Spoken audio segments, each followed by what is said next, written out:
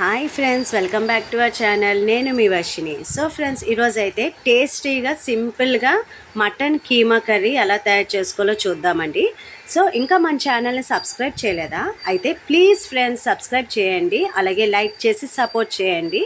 So ఇలా mutton కీమాని 2 times అయితే wash చేసేసి పక్కన పెట్టుకున్నాను. ఇందులో 1/2 స్పూన్ పసుపు వేసుకుంటున్నాను, అలాగే 1 స్పూన్ కారం వేసుకుంటున్నాను. కారం ఎక్కువ తినేవాళ్ళు 2-3 స్పూన్స్ వేసుకోవచ్చు. అలాగే 1 స్పూన్ ధనియాల పొడి, అలాగే రుచికి సరిపడినంత సాల్ట్ నేనైతే 1 స్పూన్ తీసుకున్నాను. అలాగే masala powder, garam masala powder 1/2 spoon అయితే నేను వేసుకున్నానండి. సో అలాగే 1 స్పూన్ ఆయిల్ కూడా వేసుకున్నాను.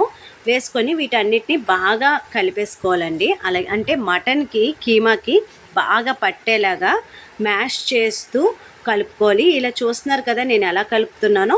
శుభ్రంగా మ్యాష్ చేస్తూ మటన్ మొత్తం కీమా మొత్తానికి కూడా ఈ ఉప్పు కారం నూనె పట్టేలాగా నేను కలిపేసుకున్నాను. కలిపేసుకొని ఇది 1 అవర్ పాటు పక్కన పెట్టుకోవాలండి, మ్యాగ్నేట్ చేయాలి. మీకు 1 అవర్ టైం లేకపోతే కనుక ఒక 15 మినిట్స్ పక్కన పెట్టుకుంటే సరిపోతుంది.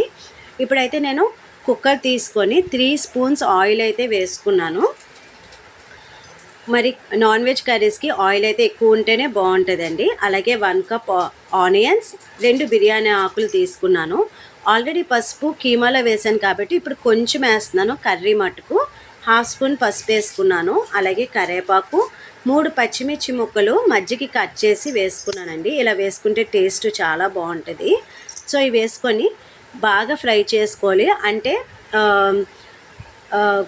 ఉల్లిపాయలు గోల్డెన్ బ్రౌన్ కలర్ వచ్చేంత వరకు ఫ్రై చేసుకోవాలి. అలాగే 1 స్పూన్ అల్లం వెల్లుల్లి పేస్ట్ వేసుకొని, చూసారు కదా ఆనియన్స్ కలర్ మారే. ఇప్పుడు ఇలా కలర్ మారాక ఇందులోని మనం ఇంతకుముందు మ్యాగ్నేట్ చేసి పక్కన పెట్టుకున్న మటన్ కీమాని ఇందులో వేసేసుకొని బాగా కలిపేసుకోవాలండి.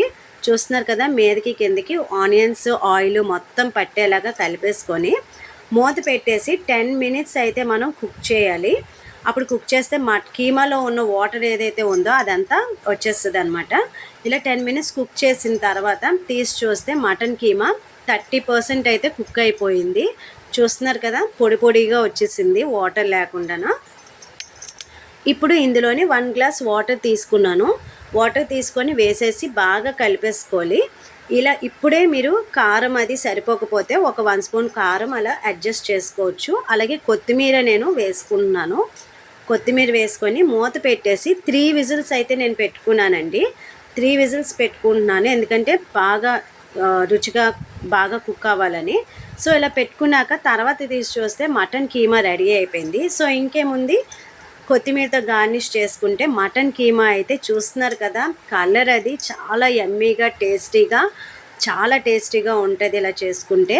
ఇదైతే మనకి చపాతీలోకి, పరోటాలోకి, రోటీలోకి, అన్నం వేడి అన్నంలోకి చాలా బాగుంటుందండి. అలాగే పిల్లలు కూడా చాలా ఇష్టంగా తినేస్తారు. టేస్ట్ కూడా చాలా బాగుంటుంది.